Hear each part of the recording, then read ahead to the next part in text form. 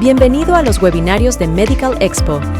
Este es el punto de encuentro donde la innovación en tecnología médica y el conocimiento especializado se unen para impulsar tu desarrollo profesional. En Medical Expo, nos dedicamos a proporcionarte las herramientas y la información más avanzada en el campo de la tecnología médica. Nuestros webinarios están diseñados para ofrecerte un aprendizaje profundo y práctico, guiado por expertos líderes en la industria de la salud. Síguenos en nuestras redes sociales para estar siempre informado sobre nuestras próximas sesiones y oportunidades de aprendizaje. Únete a nosotros y potencia tu conocimiento y habilidades en tecnología médica. Muy buenos días, bienvenidos a todos. El día de hoy vamos a tocar un tema bastante importante, que es el tema de la recuperación anestésica. Yo soy el doctor Alejandro Cornejo Plácido, soy médico anestesiólogo, radico en Guadalajara, Jalisco, México, y en la ciudad de Aguascalientes. Soy egresado de la Universidad Autónoma de Aguascalientes y del Hospital Miguel Hidalgo de Aguascalientes. Los objetivos de esta charla, pues es muy importante dar a conocer al personal de salud y a la población en general qué es lo que hacemos como anestesiólogos y en esta parte que me toca a mí ahondar, que es la recuperación postanestésica. Vamos a hablar de esta unidad. Un poquito de historia, una introducción, la estructura física de esta unidad, del personal que labora ahí, los estándares mínimos de seguridad en esta unidad, qué nos dice la norma oficial mexicana con respecto a esto, cómo se egresa un paciente o se da de alta de la unidad de cuidados postanestésicos, y por ahí vamos a tocar brevemente un tema bastante importante que es el paro cardíaco en esta unidad. Los cuidados postanestésicos, el área de cuidados postanestésicos es el área ideal, es el área idónea para cuidar a un paciente que ha egresado, que ha emergido de quirófano después de un acto anestésico quirúrgico. Este periodo se reconoce ampliamente como un momento crítico para la seguridad del paciente. Las áreas de recuperación postanestésica, para los que no tienen por ahí mucho contexto histórico, la anestesiología, la anestesia moderna como tal, no tiene más allá de poco más de un siglo. Antes de esto, pues los procedimientos eran los procedimientos quirúrgicos bastante, digamos, cruentos, salvajes, sin un manejo anestésico como tal, ¿no? Entonces, si no existían estas unidades para anestesiar al paciente y los quirófanos como tal, eran solamente unos anfiteatros donde no se anestesiaba al paciente, pues tampoco tenemos un área destinada al cuidado postanestésico, ¿no? Ya por ahí hace unos 2 siglos en Reino Unido, en Inglaterra, se mencionaba que teníamos que tener un área para cuidar a los pacientes que habían sido operados y anestesiados, sea fuera de manera rudimentaria, y se insistía en que estos pacientes requerían un cuidado especial y un poco personalizado, ¿no? Por aquí vemos a Florence, la famosa enfermera de la lamparita, la madre de la enfermería. Ella también insistía en tener un área para cuidar a los pacientes, es parte fundamental en la elaboración de estas unidades, que en su inicio fueron muy conjuntas y crecieron a la par las unidades de cuidados postanestésicos y las unidades de cuidados intensivos, ¿no? Charles Thomas, por ahí en 1873, nos dice que el paciente al salir de cirugía presentaba ciertas características que requerían cuidados especiales, ¿no? Pero no es hasta por ahí de los 20, 1923, cuando en el Hospital Johns Hopkins se crea una unidad de cuidados intensivos para cuidados posoperatorios, ¿no? Y ya en los 40, el doctor había conformado un equipo integrado por residentes, enfermeras, destinado a esto, ¿no? Vemos que las unidades de cuidados intensivos, cuidados postanestésicos iban como a la par, y el personal que lo integraba siempre ha sido múltiple, ¿no? En algunas ocasiones se incluyen no solamente anestesiólogos, también enfermeras, todas, pero además en algunas se incluían cirujanos. Y vemos que también en Alemania se insiste en el cuidado especial de este tipo de pacientes, y en Estados Unidos, hace apenas unas 8 décadas, se crea la primera unidad de recuperación de cuidados posanestésicos en la Clínica Mayo. En México, las unidades como tal de recuperación o de cuidados posanestésicos, postquirúrgicas o de cuidados intensivos, por ahí tienen sus fundamentos históricos en el Hospital General de México y en el Instituto Nacional de Cardiología, hace apenas unos 50 años, ¿no? Los cuidados posanestésicos son aquellas acciones que se realizan para mantener al paciente luego que se ha completado algún procedimiento quirúrgico anestésico. Es muy importante que el personal de salud y el personal que no se dedica a las labores médicas entienda que estos cuidados son o deben de ser individualizados. Todos los pacientes y todo procedimiento anestésico quirúrgico son diferentes. Por ahí la ASA, la Sociedad Americana de Anestesiología, aprobó ciertos estándares para el cuidado posanestésico a finales de los 80, ¿no? La recuperación debe de cumplir las necesidades cambiantes de la práctica médica, no solo anestésica. Los anestésicos que utilizamos ahora no son los mismos que se utilizaban hace 40 o 50 años, tampoco la tecnología con la que se opera al paciente. Asimismo, la población ha sido cada vez cambiante, problemas de obesidad, es una pandemia terrible que afecta a los pacientes y también el paciente cada vez es más longevo. Entonces, las unidades de cuidados intensivos y las unidades de cuidados posanestéticos también van cambiando conforme evoluciona la medicina y los cambios que tiene la sociedad. La calidad de la atención posanestésica se compone de varios puntos. Lo importante es que se tenga un paciente en las mejores condiciones, en lo más estable, teniendo en cuenta su estado basal con el que ingresa a quirófano y que el paciente salga en condiciones muy similares y que salga satisfecho, que se brinde un cuidado adecuado para el paciente. Y también un punto que le interesa a las instituciones, tanto públicas como privadas, pues es obviamente son los recursos que se le destinan a esta unidad. El costo pues varía, depende del tipo de monitores con los que te cuenten estas unidades, el número de personal y también la relación que exista de cuántos pacientes por cuántas enfermeras existen. Y esto es lo que por ahí algunas autoridades les genera a veces de que el problema de no invertir a veces como se requiere y vemos que tenemos unidades con muchos pacientes y poquito personal, ¿no? Eso no debe de ocurrir, ¿no? Las prácticas de la unidad de cuidados posanestéticos deben garantizar una atención segura y un uso racional o eficiente de los costos, ¿no? Los profesionales que se dedican a estas áreas deben de estar capacitados constantemente y deben de trabajar en equipo. Y la unidad de cuidados pues anestésicos normalmente va a recibir, y ahorita los vamos a explicar más adelante, pacientes que requieren normalmente pocas intervenciones, a menos de que el paciente tenga alguna complicación y tengamos que resolverla y tal vez regresarla a quirófano, trasladarla a otra área, porque el paciente que ingresa a la unidad de cuidados pues, anestésicos no debe de ser un paciente crítico, para eso existen las unidades de cuidados críticos y ahorita vamos a ver que estos pacientes deben de ser el paciente crítico trasladado del quirófano directamente a estas unidades de cuidados intensivos críticos. Estas unidades de cuidados posanestésicos son para pacientes que van emergiendo de un acto anestésico, de un procedimiento quirúrgico, pero que no están críticamente enfermos para que los podamos atender en esta área. El recorte a veces del presupuesto no debe de tener conflicto, no debe de generar un área insegura para el paciente. ¿Quién debe de contar con una unidad de cuidados posanestésicos? Todo plantel, institución, hospital, que tenga unidades donde se anestesia y se opera a un paciente. Incluso en la normativa en nuestro país, que es la norma oficial mexicana, establece perfectamente que deben de contar con unidades de recuperación posanestésica, donde debe de estar un médico anestesiólogo asignado para la recuperación de los pacientes. Entonces vamos a tener que esto es indispensable, no es una opción. En la gran mayoría de las ciudades, pues en los hospitales grandes o medianos se cumple con esta situación sin ningún problema, ¿no? El nivel de atención que va a requerir el paciente depende de varias cuestiones, de la enfermedad del paciente, del tipo de paciente, de la duración de la cirugía, del tipo de anestesia. Eso nosotros como anestesiólogos sí lo podemos fácilmente determinar. Por eso la importancia de que en las unidades de cuidados pues, anestésicos debe de haber un anestesiólogo encargado de dirigir el cuidado de este tipo de pacientes, ¿no?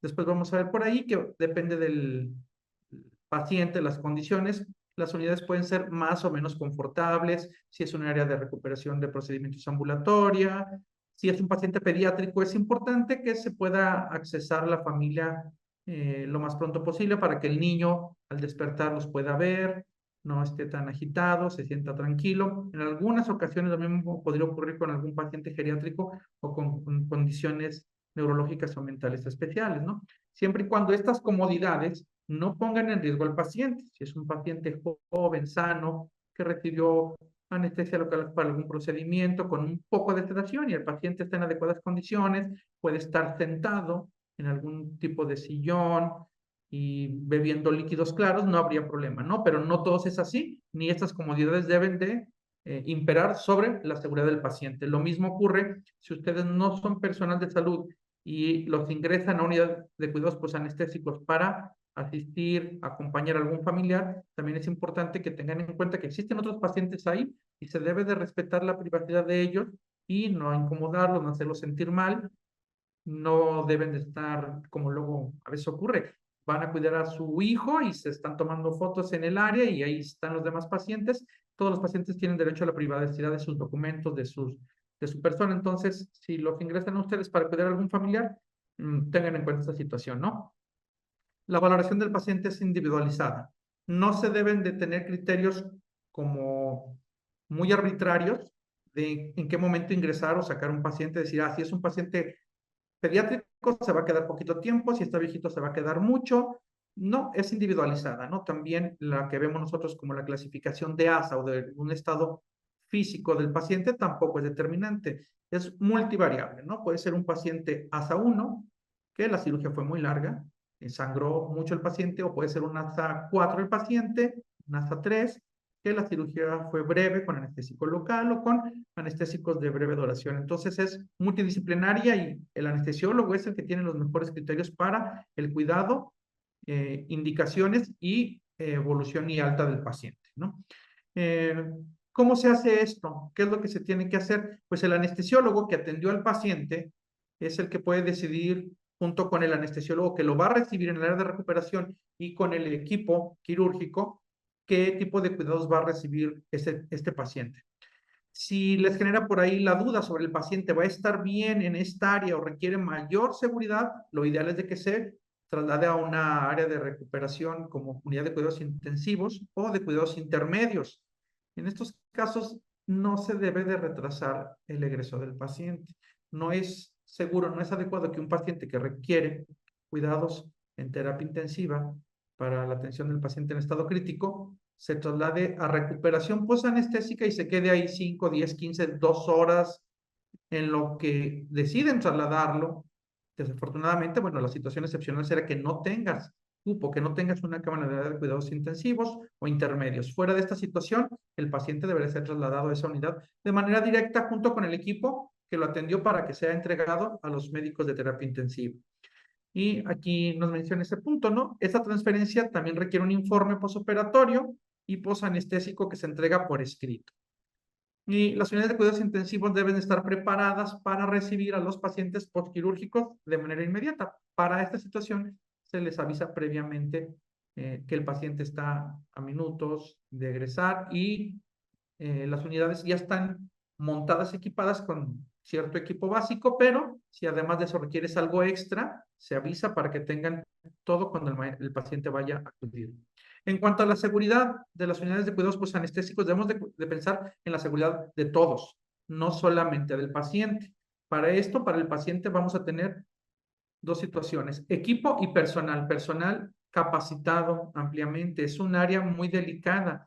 Vamos a ver por ahí que los pacientes, cuando desafortunadamente caen en paro, el área de recuperación de cuidados posanestéticos es la que tiene la menor tasa de éxito en la reanimación. Es decir, el peor pronóstico, el paciente que cae en paro en recuperación comparado con otras áreas del hospital. Entonces, el personal que está ahí debe de ser consciente que está en un área muy delicada. Cuando veíamos hace unas diapositivas por ahí, costo-beneficio, vemos que el mayor costo en muchas ocasiones está dado por el personal, porque los insumos, los desechables, que se cobran al paciente o los monitores que ya duran ahí meses, años, esos no generan tanto impacto como el tener 5, 8, 10 enfermeras, los 3 turnos todos los días. Entonces, que ellos sean conscientes de que generan un costo al hospital que debe de retribuirse con un cuidado adecuado del paciente y que ellos deben estar muy bien capacitados porque es un área muy, muy crítica. Entonces, en cuanto al cuidado del paciente, creo que nos queda más o menos claro cómo se cuida el paciente, se monitoriza, debe tener un monitoreo acorde al tipo de paciente. Si es paciente pediátrico, los monitores tienen brazaletes especiales para ellos, tienen oxímetros para ellos. En algunas ocasiones el paciente puede requerir o no sondas, catéteres, drenajes y se debe de individualizar el cuidado. Y lo ideal es de que todo el paciente que está en esta área tenga capacitación y certificaciones en reanimación cardiopulmonar, en manejo de la vía aérea, que vamos a ver que es una de las principales causas de morbio y mortalidad en esta área. Además del cuidado que debemos de tener y la seguridad para el paciente, esto incluye lo que ya sabemos, el lavado de manos, la prevención de infecciones. Eh, Cuando el paciente va a ingresar a quirófano, en muchas ocasiones pasa a esta área, que es de cuidados posanestésicos, pero es para recibirlo, en la cual se toman signos vitales y ingresa a quirófano. Hay que checar que el paciente tenga su antibiótico y todo lo que ello implique para la prevención o control de infecciones. También para seguridad del paciente, se deben de tener checklist, hojas de traslado, y para seguridad del personal que labora en esas unidades, el aire debe ser intercambiado, debe ser un aire fluido para que el paciente, al estar despertando o emergiendo de un acto anestésico, si fue anestesiado con gas, en los primeros minutos de que él fue extubado, de que se le quitó la mascarilla laringe o el tubo, que está despertando de una anestesia general con gas, él va a estar exhalando este gas en la recuperación. Si el área no está bien ventilada, el personal está expuesto a estos gases, los cuales hacen daño al personal de salud. Una exposición larga y crónica genera problemas neurológicos, renales, hepáticos. Entonces, debe ser un área, en la medida de lo posible, ventilada con aire para que sea fluido las partículas que se encuentran en esta área, ¿sí? También el paciente debe de ser manejado con guantes, con lentes para protegerte de los aerosoles, con cubrebocas. Asimismo, el paciente de esta área, como muchas áreas del hospital, debe recibir sus inmunizaciones adecuadas y utilizar los equipos de protección adecuados también para rayos X. Vemos que en muchas ocasiones el personal solicita que al paciente en recuperación se le tome una placa. Puede ser bastante común esto, y van el servicio de rayos X con su equipo portátil, lo toma y debemos de estar protegidos con los chalecos, con las gafas, con todo, ¿no? Importante el área de recuperación, la privacidad del paciente en todos los sentidos. No está bien que el personal, si requiere informar a otro servicio, por ejemplo, le diga, ¿sabes que tengo un paciente inestable? Y manden foto del paciente. No, a menos de que tengan que mandar tal vez una pequeña área que fue intervenida y que les genera dudas si hay algún hematoma, sangrado o algo así, no debemos estar fotografiando los documentos, ni el expediente, ni nada. ¿Qué es lo que nos dice la norma oficial mexicana? Que las unidades de cuidados posanestésicos, que todas las unidades hospitalarias donde se opera un paciente deben de tenerlas, debe de cumplir con ciertos estándares mínimos, ¿no? La supervisión y la coordinación del cuidado del paciente debe de correr a cargo de un médico anestesiólogo, ¿sí? Que se coordina con el anestesiólogo que manejó al paciente y con el equipo quirúrgico. Ellos deben de hacer lo que se conoce como entrega-recepción. Y aquí hay un punto importante. La norma oficial mexicana nos toca varios puntos y dice que es responsabilidad del equipo quirúrgico la entrega, recepción del paciente, no solamente de un miembro. No está bien que a veces el médico general que instrumenta va, él lo entrega y no va el anestesiólogo, o va el anestesiólogo pero no va el cirujano. Es el equipo el responsable de la seguridad del paciente, ¿sí? Antes de ingresar el paciente de la sala de cirugía, debe de cumplir estándares mínimos que los anestesiólogos ya conocemos y que el personal de enfermería que labora en esta área también ya está bastante familiarizado con ellos, ¿no? El paciente, si fue sometido a un procedimiento bajo anestesia general, debe de haber sido extubado en la sala y no tener compromiso ventilatorio. En algunas ocasiones, si el paciente, por el efecto residual, requiere permeabilizar la vía aérea, es aceptable, nos menciona por ahí la norma, el uso de una cánula orofaringia, ¿no? Nada más menciona esta, pero también sabemos como anestesiólogos que podemos colocar una nasofaringia si no tiene contraindicación, ¿no? Pero fuera de eso, el paciente no debe de pasar a cuidados postanestésicos, intubado ahí o con una mascarilla laringe o algo. Si el paciente no tiene unas condiciones adecuadas para ser extubado, pues lo ideal es de que va a ser trasladado con ventilación mecánica a un área de cuidados intensivos. Los datos clínicos que se deben de revisar en un paciente que va a trasladarse a cuidados postanestésicos es desde lo básico de exploración física, adecuada coloración, que el paciente obviamente tenga pulso, que ventile por sí mismo, y adecuada temperatura y nuestro monitoreo, ¿no? Que nos va a dar obviamente la evidencia, no solamente los síntomas, sino los signos que nosotros podemos registrar: temperatura, frecuencia cardíaca, una electrocardiografía, un baumanómetro, porque el área de cuidados postanestésicos debe de contar con los insumos similares para cuidar al paciente como cuando estuvo en cirugía, pero ahora ya cuando el paciente cumplió con los criterios para egresar de sala. debe de contar con una vía venosa permeable y si tiene catéteres centrales o algo deben de estar funcionales. De lo contrario, bueno, se le va a comentar al equipo si se le va a colocar uno nuevo o se van a retirar, ¿no? Aquí menciona, el paciente se entrega por parte del anestesiólogo tratante, se le hace una valoración inicial, vamos a ver ahí, los médicos anestesiólogos estamos muy familiarizados con esta escalita que se llama de Aldrete, y el anestesiólogo al egresarlo nos hace su Aldrete inicial, ¿no? Las hojitas dicen ahí 0 minutos, Aldrete a los 0 minutos, y luego ya vienen las hojitas 5, 15, 20, 1 hora o 90 minutos, ¿no? Depende de lo que requiere el paciente. Ya cuando el paciente, el anestesiólogo tratante considera que puede ser egresado de sala junto con el cirujano, no hay sangrado, no hay nada que le impida egresar de quirófano, se traslada a esta sala, ¿no? Esta es la escala, por ahí si el personal de salud no ha estado mucho en quirófano, en recuperación, la quiere conocer, es bastante sencillita, toca 5 puntos.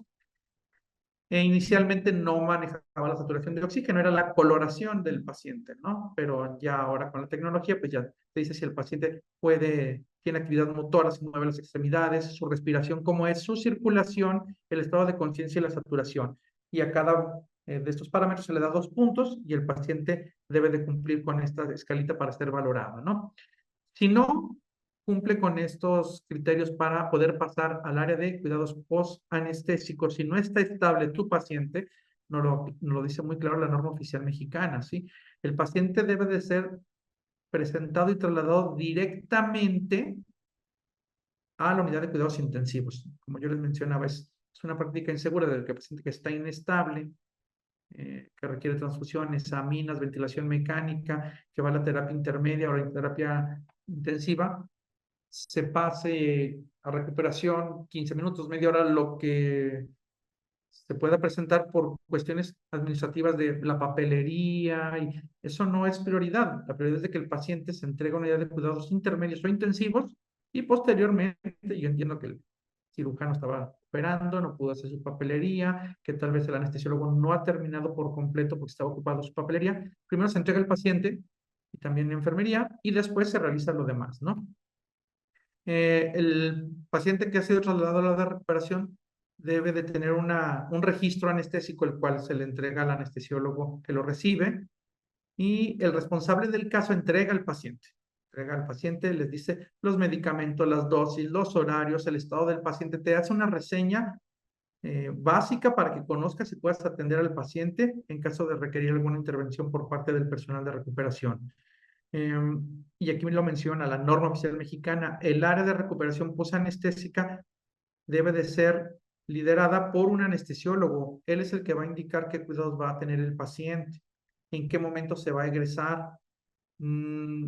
Otro tipo de personal en el área de recuperación anestésica puede estar bajo las indicaciones del anestesiólogo, pero difícilmente alguien que no es anestesiólogo podría entender el contexto cuando te entregan a un paciente y te dicen, ¿sabes qué? Fue un paciente que fue anestesia, no sé, una anestesia regional ecoguiada más una anestesia total intravenosa, se utilizó un modelo Cataria, Minto, y se utilizó remifentanilo y en el otro se utilizó sufentanilo, en otro se utilizó fentanil. El médico anestesiólogo es el que entiende el contexto de cómo esperamos la recuperación de este paciente. Los coadyuvantes, se utilizó dexmedetomidina o no, se utilizó ketamina, el anestésico local que se administró en el neuroeje tiene vidas medias diferentes y el anestesiólogo sabe qué pronóstico para recuperación tiene este paciente o qué cuidados especiales tener. Por eso es indispensable que el médico esté ahí, el anestesiólogo, ¿no? La reversión del bloqueo neuromuscular y varias cuestiones que son actividades propias de la anestesiología. El anestesiólogo designado a la recuperación evalúa al paciente y debe de hacer un registro que aparece en todas las hojas de papelería de cuidados posanestésicos en la hoja de registro anestésico, ¿no? Hay que tener al paciente con signos vitales adecuados, ¿no? Control de tensión arterial, nivel de conciencia, oxigenación, teniendo en cuenta los parámetros basales del paciente, ¿no? Si tenemos un paciente pediátrico de 2 meses de edad, pues obviamente una frecuencia cardíaca ventilatoria y presión acorde a su edad. Si el paciente es un paciente geriátrico, fumador, que le dio COVID, pues no esperamos que que al aire ambiente esté saturando 100% y no nos debemos de asustar ni de retrasar el alta porque el paciente satura 88 o 90, depende de las condiciones basales del paciente, ¿no?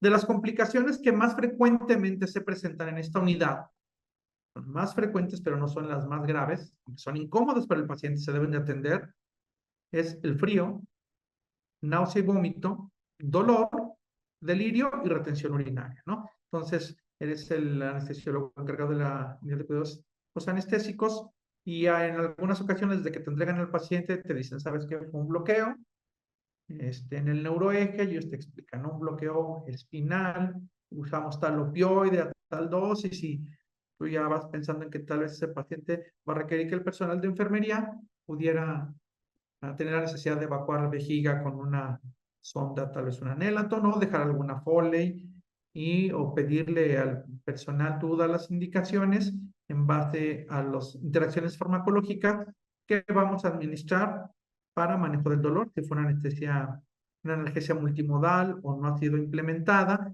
¿qué le podríamos agregar a este paciente para que no tenga dolor? Lo mismo el manejo de náusea o vómito, con qué lo vamos a hacer y aunque no debería, también pues, es frecuente que el paciente sale con frío, ¿no? Y tener adecuado equipo para que el paciente retorne su temperatura y esté cómodo y confortable y además del confort de una adecuada temperatura, pues disminuye muchas complicaciones el que el paciente no tenga hipotermia, ¿no?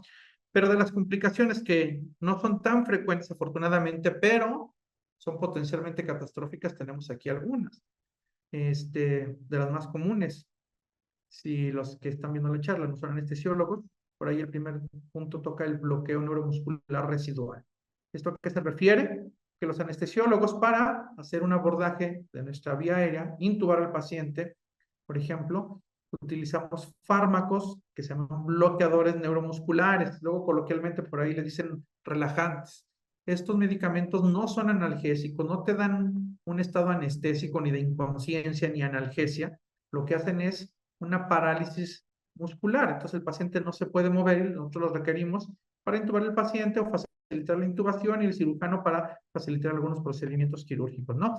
Aquí la cuestión es que si estos fármacos aún tienen actividad importante sobre el paciente está en peligro de que no pueda respirar, no pueda ventilar, puede fallecer.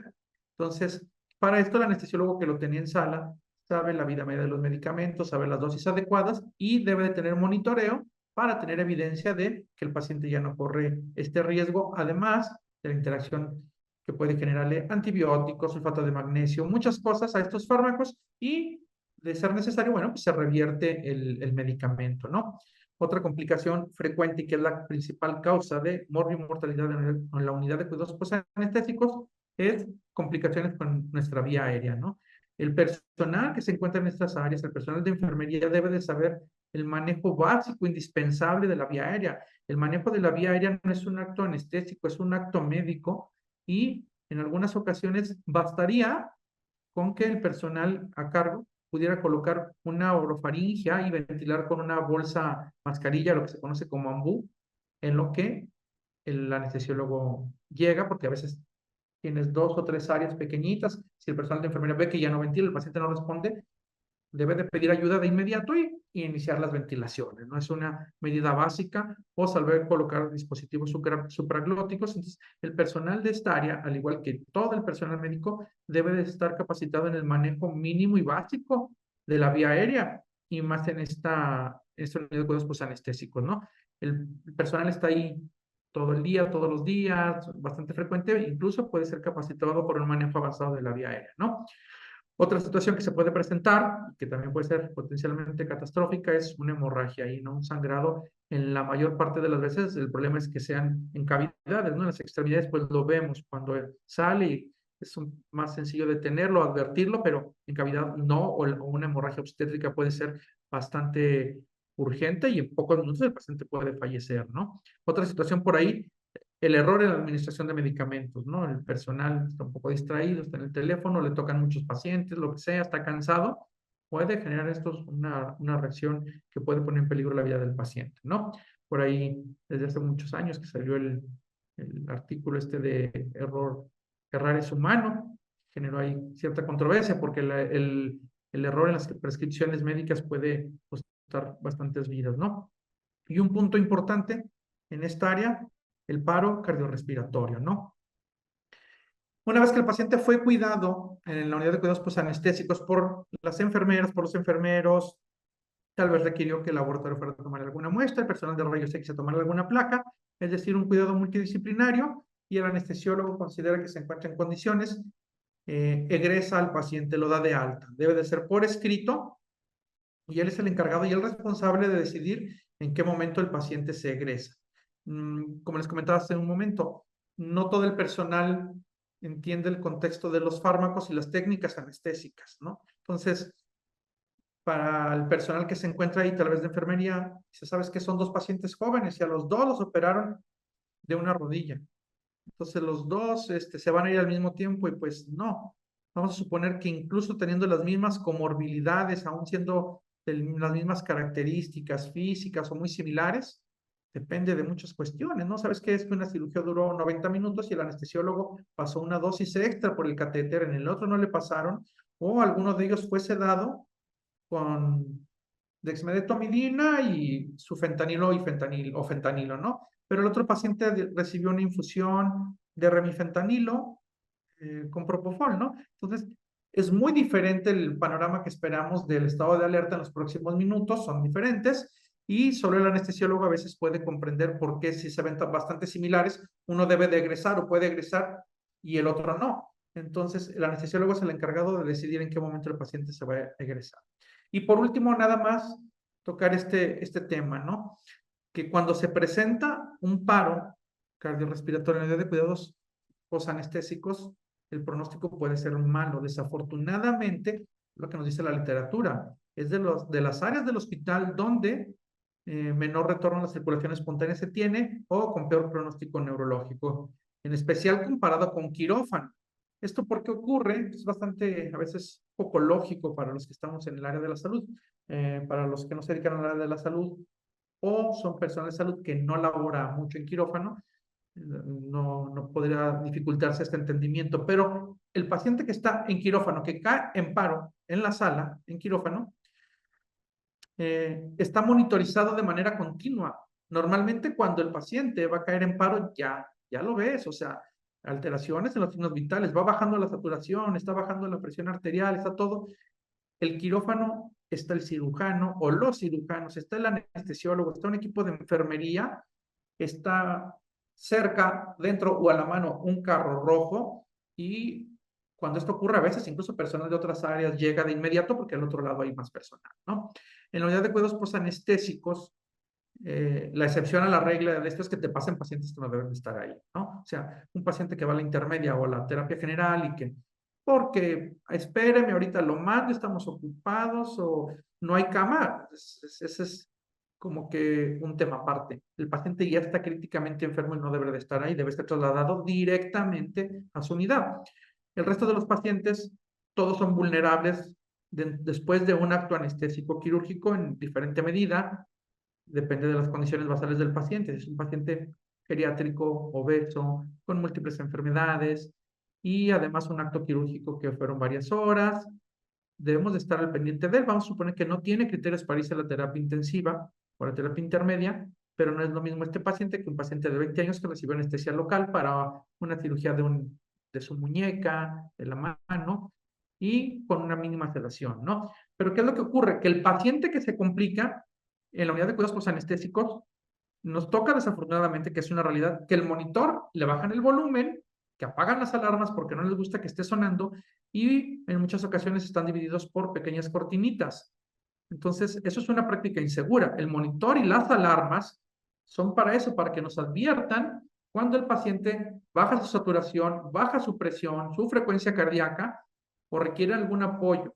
Entonces, en algunas ocasiones apagan las alarmas, le bajan el volumen. Hay muchos o muchas alarmas sonando al mismo tiempo, y cuando el paciente cae en paro, puede ser que te des cuenta y la enfermera tiene que ir a buscar al anestesiólogo que está tal vez en otro piso porque son dos unidades de cuidados anestésicos, o son varias camas y está atendiendo a otro y tienen que correr a ver qué le está pasando, o no se dieron cuenta cuánto momento se lleva desaturando. Eso es multivariable y hay cuestiones muy prevenibles que no deberán de ocurrir, Pero ¿qué es lo que te dice la literatura? Que la mayor parte de estos pacientes caen en paro, tienen mal pronóstico y la gran mayoría de las veces fueron prevenibles. ¿Qué es la causa más común? Que sean por complicaciones en el manejo de la vía aérea, ¿no? Entonces, a veces en quirófano esto no es tan común porque el paciente tienes lo necesario, indispensable, preparado ya a centímetros de ti para el abordaje, ¿no? Si batallaste, pues tienes ya a la mano tu buggy, un videolaringoscopio o un dispositivo supraglótico para rescatarlo, o son 2 anestesiólogos por un paciente porque ya preveían algo.